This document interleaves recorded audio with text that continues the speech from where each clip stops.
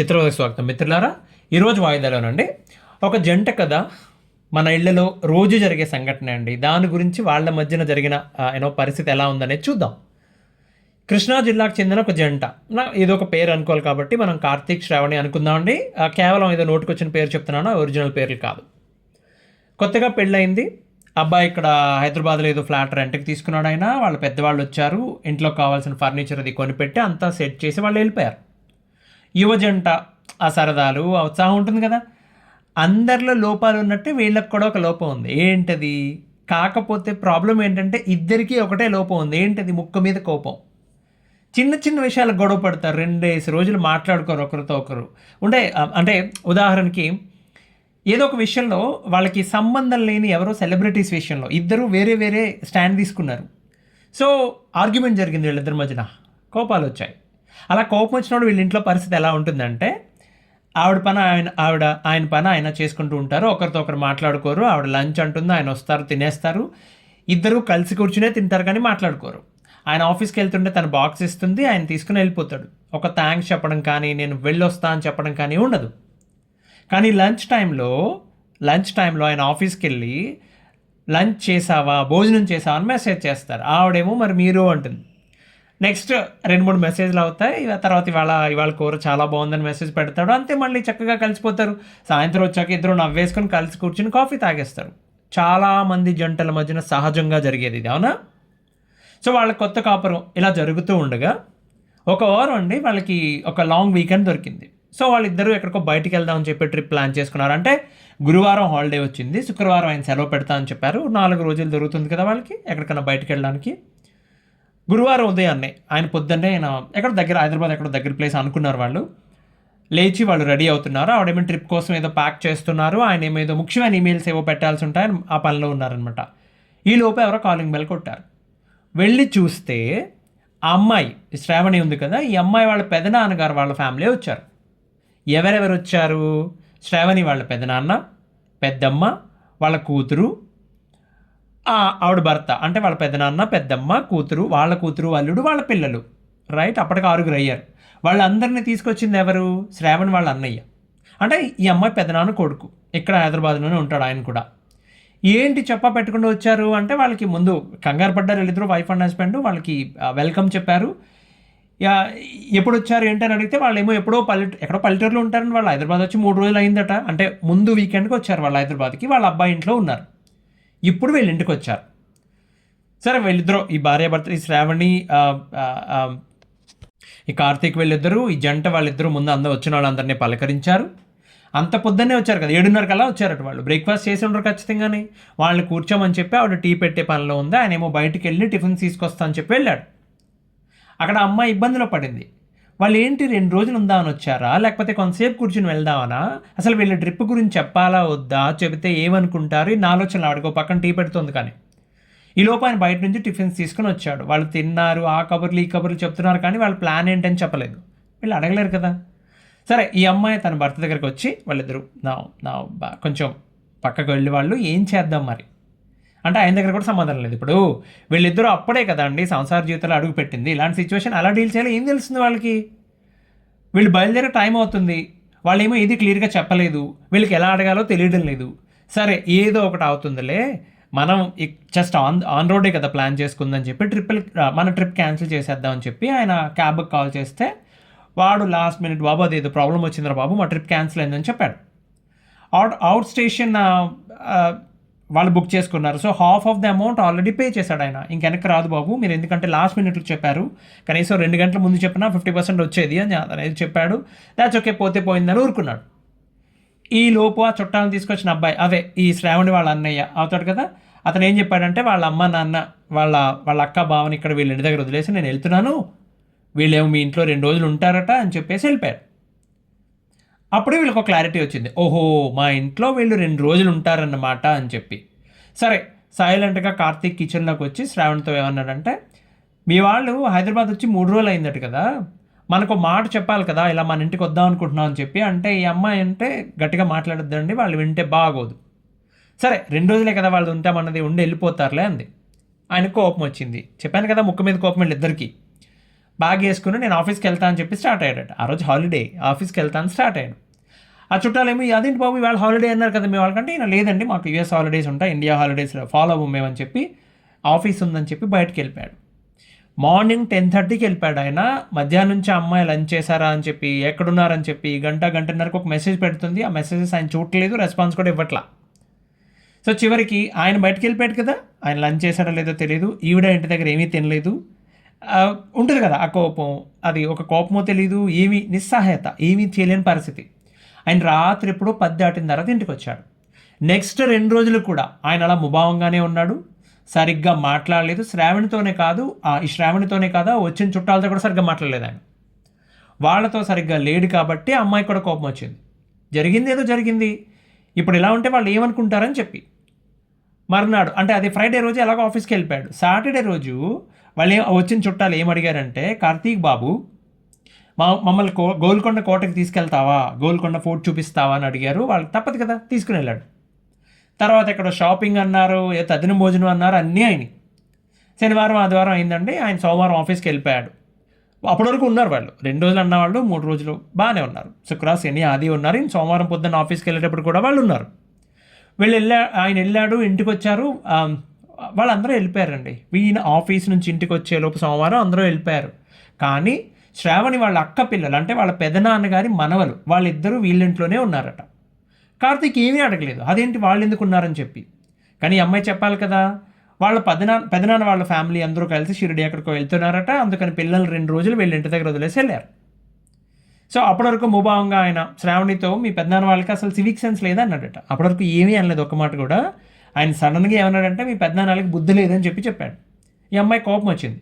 వాళ్ళు ఏదో పల్లెటూరు వాళ్ళు, 4 రోజులు ఓచుకున్నాం కదా, ఇంకో 2 రోజులు అంతే కదా అని చెప్పి. సరే, ఆ జంట మధ్య మాటలు ఆగిపోయాయండి. అదే ఇంట్లో ఉంటున్నారు, ఎవరి దారిన వాళ్ళు ఉంటున్నారు. ఆవిడేమో ఆ పిల్లల్ని చూసుకోవడంలో ఆ 2 రోజులు బిజీ అయిపోయింది. ఆ తర్వాత వాళ్ళు ఊరు నుండి వచ్చేసారట, వాళ్ళ పెద్దనాన్న వాళ్ళు ఎక్కడికి ఊరు వెళ్ళారు కదా, వాళ్ళు వచ్చేసారు. పిల్లల్ని తీసుకుని మా ఇంటికి వచ్చేయండి, పిల్లల్ని మాకు అప్పగించండి అని చెప్పారు. అప్పగించడం అంటే రాంగ్ వర్డ్ ఏమో కదా, దాట్స్ ఓకే, ఏదో తగలడ్డారులే. కార్తీక్ని అడిగింది, మనం వెళ్దామా పిల్లల్ని తీసుకుని. ఆయన ఏమన్నాడు, నువ్వు తీసుకుని వెళ్ళే, నేను రానని చెప్పాడట. ఆవిడకి అది అసలు నచ్చలా. నేను రానంటే ఏం చేస్తుంది, తీసుకుని వెళ్ళింది. అక్కడేమో ఈవిడ పట్టుకున్న పిల్లల్ని వాళ్ళ ఇంటికి వెళ్తే, అసలు మీ ఆయన నీతో సరిగ్గా ఉంటున్నాడా, అంతంత కోపాలేంటి, ఎలా భరిస్తున్నావు, ఇంటికి వచ్చిన చుట్టాలతో కూడా సరిగ్గా మాట్లాడరా అని చెప్పి ఆవిడకి బాగా ఎక్కించి పంపించారు వాళ్ళు. అక్కడ నుండి తిరిగి ఇంటికి వచ్చాక రోజు రాత్రి వాళ్ళిద్దరి మధ్యలో చిన్న ఆర్గ్యుమెంట్ జరిగిందండి. మర్నాడు పొద్దున్న లేచిన తర్వాత వాళ్ళు అలాగే కోపంగా పడుకున్నారు. ఎవరు భోజనం కూడా చేయలేదారు వాళ్ళిద్దరు ఆ రోజు నైటు. నాకు ఒకసారి మా అమ్మ వాళ్ళని చూడాలని ఉంది, నేను ఇవాళ వెళ్తున్నాను అందావిడ. కార్తీక్ ఈయనేం చేశాడు, ఆమె మొహం కేసు కూడా చూడకుండా సరే, ఒకటే మాట సరే అన్నాడట. అనేసి ఎప్పుడు వెళ్తున్నావు అని కూడా అడగలేదు. వాళ్ళ ఇంటికి డూప్లికేట్ కీ ఉంటుందట, ఆ సెకండ్ కీ తీసుకుని ఆయన ఆఫీస్కి వెళ్ళిపోయాడు. ఆమె ఏమో బ్యాగ్ సర్దుకుని వాళ్ళ అన్నయ్య ఇంటికి వెళ్ళింది. అక్కడ నుంచి ఆ రోజు నైట్కి వాళ్ళ అందరితో పాటు బస్కి ఇవి కూడా టికెట్ బుక్ చేసుకుంది. ఈవినింగ్ వరకు ఎదురు చూసింది, వాళ్ళ ఆయన ఫోన్ చేస్తాడేమో అని చెప్పి. ఆయన ఏ ఫోను చేయలేదు, ఏ మెసేజ్ పెట్టలేదు. చివరికి ఈమెనే ఒక మెసేజ్ పెట్టింది, ఏమని, నేను ఇవాళ నైట్ ఊరు వెళ్తున్నాను, బస్కి టికెట్ తీసుకున్నాను. అతని నుంచి వచ్చిన రెస్పాన్స్ ఏంటంటే ఓకే. చెప్పాను కదా, వీళ్ళిద్దరూ కొత్తగా పెళ్ళయింది, చాలా ఆవేశంగా చాలా కోపంగా కూడా ఉంటారు, రైట్, టిపికల్లీ ఉంటుందండి అందరిలోనని. అది చాలా సింపుల్గా ఓకే అని పెట్టాడట. ఇంకా కాలిపోద్ది అలాంటప్పుడు, రైట్. అలాగా ఓకే అని పెట్టిన తర్వాత ఆ రోజు తర్వాత ఆయన నువ్వు జాగ్రత్తగా ఇల్లు చేరావని కానీ, ఈమె కనీసం మేము రీచ్ అయ్యామని కానీ మెసేజ్ పెట్టుకోలేదండి. ఒక వారం పాటు ఇద్దరి మధ్యన ఏ మెసేజ్లు లేవు. ఆ తర్వాత ఆమె ఉండలేక ఆమె ఒక హాయ్ అని పెట్టింది, ఆయన ఒక హాయ్ పెట్టాడు. నార్మల్గా లంచ్ అయిందా అంటే చిన్న మెసేజ్కి రెస్పాన్సెస్, కానీ కోపంగానే ఉన్నాయి, సరిగ్గా మాట్లాడుకోలేదు. మన స్వీప్ అయితే మాట్లాడుకోలేదండి. తర్వాత మళ్ళీ 4 రోజుల తర్వాత కమ్యూనికేషన్ ఆగిపోయిందండి. 3 నెలలు అయింది, మాట్లాడుకోవడం లేదు. ఇప్పుడిప్పుడే వాళ్ళ పెద్దవాళ్ళు ఇన్వాల్వ్ అవుతున్నారు. ఇలా ఎంతకాలం ఉంటారు పిల్లలు, కొత్తగా పెళ్ళయించి అంటే ఎందుకు దూరంగా ఉంటున్నారు. ఊళ్ళో అసలు ఊరుకోరుగా, చుట్టూ ఉన్న వాళ్ళు పొడుస్తూ ఉంటారు, గద్ద ముక్కులు వేసుకుని కిచ్చుకొని పొడుస్తూ ఉంటారు, ఎవరిని వదిలిపెట్టరు ఇట్లాంటి వాళ్ళు. మీకు అనిపించవచ్చు ఇంత చిన్న విషయానికి అంతంత కోపాలు దూరాలు అవసరమా అని చెప్పి. అంటే మధ్యలో వాళ్ళ ఆర్గ్యుమెంట్స్, అసలు ఏమనుకున్నారు, ఆ తర్వాత వాళ్ళ 2 రోజులు వీళ్ళ ఇంట్లో ఉన్నప్పుడు అక్కడ ఏం జరిగింది చాలా చెప్పుకొని వచ్చారు ఆవిడ. నేను అవన్నీ చెప్పడం లేదండి. ఇద్దరు మనసులకి కూడా చిన్న చిన్న గాయాలు అయ్యాయి. ఇప్పుడేమో పెద్దవాళ్ళు ఇన్వాల్వ్ అయ్యి ఒకసారి పిలుద్దాం కూర్చొని మాట్లాడదాం అంటున్నారట. ఈ శ్రావణి అన్న అమ్మాయి అడిగిన ప్రశ్న ఏంటంటే, ఇప్పుడు నేను ఏం చేస్తే బెటర్ అని చెప్పి. దానికి సమాధానం చెప్పే ముందు ఒక విషయం చెప్పాలండి మీకు. శ్రావణి గారు, మీ పేరు అది కాదు, బట్ అనుకోండి కొంతసేపు. అసలు ఈ మొత్తం వ్యవహారంలో తప్పు ఎవరిదంటే మీదే అండి, ఖచ్చితంగా మీదే. ఆ రోజు మీకు ట్రిప్ ఉన్నప్పుడు బయటికి వెళ్దామని అనుకున్నప్పుడు వచ్చింది మీ వాళ్ళు కాబట్టి మీరే వాళ్ళని డీల్ చేయాల్సి ఉంటుంది, చేసి ఉండాల్సింది. తప్పే ఉంది. ఇవాళ మేము బయటికి వెళ్తున్నాం, వచ్చిన వెంటనే మా ఇంటికి వద్దురు కానీ చెప్పాలి కదా మీరు. ఇప్పుడు మీ వాళ్ళే కదా, మీ పెద్దమ్మ పెద్దనాన్నే కదా, మీ అన్న వదిన ఇంట్లో వాళ్ళు కూడా అదే ఊళ్ళో ఉన్నారు కదా, వాళ్ళు చూసుకుంటారు కదా. మీ ప్రోగ్రాం క్యాన్సిల్ చేసుకోవాల్సినంత పనే వచ్చింది మీకు. అయినా కొత్తగా పెళ్ళైన జంటని పిలిస్తే వాళ్ళ ఇంటికి పిలిచో భోజనం పెట్టాలి కానీ ఓ పూట మీ ఇంటికి వచ్చి మీ మీద ఎక్కేస్తా ఉంటే ఎట్లా అండి? అదేం సంస్కారం నాకు అర్థం కాకడుగుతా. అసలు మీ హాలిడేస్ని ప్లాన్ చేసే హక్కు వాళ్ళకి ఎక్కడుంది? మీ భర్త అన్న మాట 100% నిజం. సివిక్ సెన్స్ అనేది లేదు మీ పెదనాన్న వాళ్ళకి.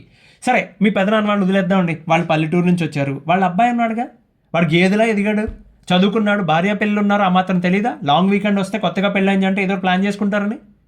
ఒక్క విషయం గుర్తుపెట్టుకోండి, మీకు ఇప్పుడని కాదు ఫ్యూచర్లో అయినా సరే ఎవరికైనా ఇంపార్టెంట్ ఇది. మీకు ముందు మీరు, అంటే మీ ఆరోగ్యం, మీ అవసరం, మీ అత్యవసరం, మీ తర్వాత మీ భర్త, తర్వాత ఇంకా లేరు ఇప్పుడు ఒకవేళ ఫ్యూచర్లో ఉంటే మీ పిల్లలు, మీ వరకేనండి కంఫర్ట్. దాని తర్వాత ఏదైనా సరే పెద్దవాళ్ళు గౌరవించాలి.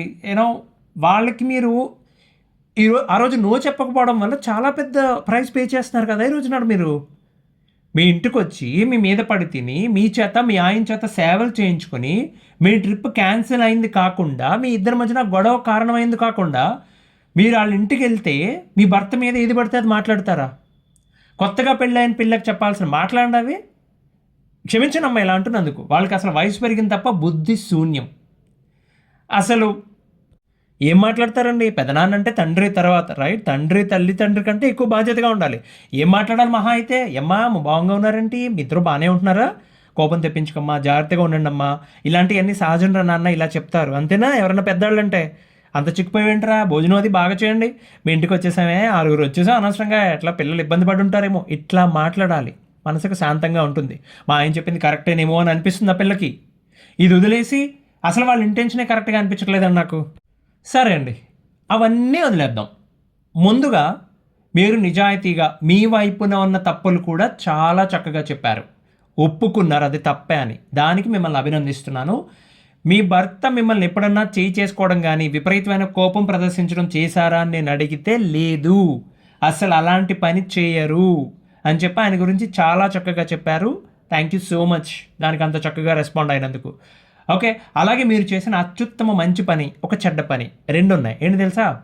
మీ ఇద్దరు గొడవ పడి ఏది పడితే అది మాట జారకుండా మౌనంగా ఉండిపోయారు. అది చాలా మంచిదైంది.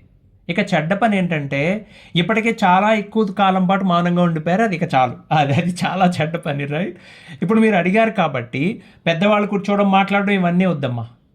మీరు అనవసరంగా ఈ విషయాన్ని సాగదీయద్దు.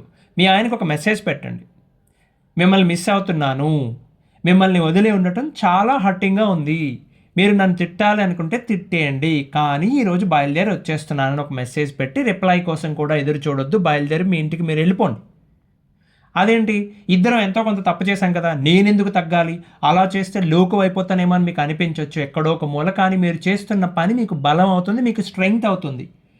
రేపు అన్నీ నార్మల్ అయిపోయాక మీ జీవితంలో చాలా గొప్పగా గర్వంగా చెప్పుకునే సందర్భం అవుతుంది ఇది. మీ ఇద్దరి మధ్యన పెళ్ళైన కొత్తలో వచ్చిన సమస్యను మీరు ఎంత చక్కగా సాల్వ్ చేసుకున్నారో దాదాపు 30 ఏళ్ళ పాటు చెప్పుకుంటారు మీరు. నా మాట వినండి, మీకు ఇష్టమైన దైవం ఎవరైనా అడిగితే రాజరాజేశ్వరి దేవన్నారు, అవునా? రేపు గుడికి వెళ్ళండి, మనస్ఫూర్తిగా దండం పెట్టుకోండి, దర్శనం చేసుకొని దండం పెట్టుకొని అక్కడే దేవాలయంలో కూర్చుని మీ ఆయనకి మెసేజ్ పెట్టండి, వెంటనే బస్ టికెట్ బుక్ చేసుకోండి, మీ ఇంటికి వచ్చి మీ పేరెంట్స్తో చెప్పండి. ఏమండి, మీకు కూడా ఒకవేళ ఎవరైనా వస్తానంటే అస్సలు వద్దని చెప్పండి, మీ పేరెంట్స్కి మాత్రమే చెప్పండి ఇలా ఊరు వెళ్తున్న విషయం. ఓకే, ఎవ్వరికీ తెలియాల్సిన అవసరం లేదు. మీ పెదనాన్న లాంటి కాళ్ళకేళ్ళకి అస్సలు చెప్పొద్దు, మీ ఇరుగు పొరుగుకి అసలు వద్దు, వాళ్ళకి తెలియాల్సిన అవసరం లేదండి. నన్ను అడగొచ్చు, అదేంటి మా పెద్దనాన్న వాళ్ళ మీద అంత పగబట్టేశారని. వాళ్ళ పద్ధతి నచ్చలేదండి. మీ ఆయనకే కాదు, భర్త అన్నవాడు ఎవరికీ నచ్చదు అలాంటి పనులు చేస్తే. ఇప్పుడు మీరు అడిగిన మీకు 2 దారులు ఉన్నాయి కదా. ఒకటి, మీ పెద్దవాళ్ళని పిలిచి కూర్చోబెట్టడం, లేకపోతే మీరు వెళ్ళిపోవడం, రైట్? ఇప్పుడు నేను చెప్తున్న 2 దారులు. మీకు 2 విషయాలు చెప్తాను. శ్రద్ధగా వినండి. మీ మనసుకు ఎలాంటి భావన కలిగిందో చెప్పండి అది విన్న తర్వాత. మొదటిది, నిండు పౌర్ణమి నాటి రాత్రి, పండు వెన్నెల్లో చల్లని గాలి మీకు తాకుతూ ఉంటే, నీటిలో తేలుతూ వెళ్తున్న దీపాలను చూస్తూ మీ ఆయన మీరు ఆ కోనేటి గట్టు మీద కూర్చుని ఒకరి చేతిలో ఒకరు చెయ్యేసుకుని ఆ దీపాలను చూస్తూ ఉంటే ఎలా ఉంటుంది మీకు? అలాగే అమావాస్య నాటి రాత్రి పాడుబడ్డ ఇంటి అరుగు మీద కూర్చుని ఎక్కడో దూరం నుంచి వినిపిస్తున్న నక్క ఊలలు వింటూ పొలాల మధ్య ఉన్న శ్మశానంలో కాలుతున్న చితిమంటను చూస్తే ఎట్లా ఉంటుంది మీకు? మొదటిది, మీరు మీ భర్త దగ్గరికి వెళ్తే మీ జీవితం ఎలా ఉండబోతుందో చెప్తోంది. రెండోది, మీ భర్తని అత్తమామని పిలిపించి పెద్దల మధ్య కూర్చోబెట్టి పంచాయతీ చేస్తే మీ జీవితం ఎలా ఉండబోతుందో దానికి దర్పణం పడుతుంది. మీరే ఆలోచించుకోండి అమ్మా. నీది మీ ఆయనది వాయిస్ ఎంతో చెప్పావు. చిన్న పిల్లలు మీరు అస్సలు తప్పటడుగు వేయద్దు. మంచి నిర్ణయం తీసుకోండి. మళ్ళీ వాయిదాలో కలుద్దాం. అంతవరకు సెలవు. ధన్యవాదాలు.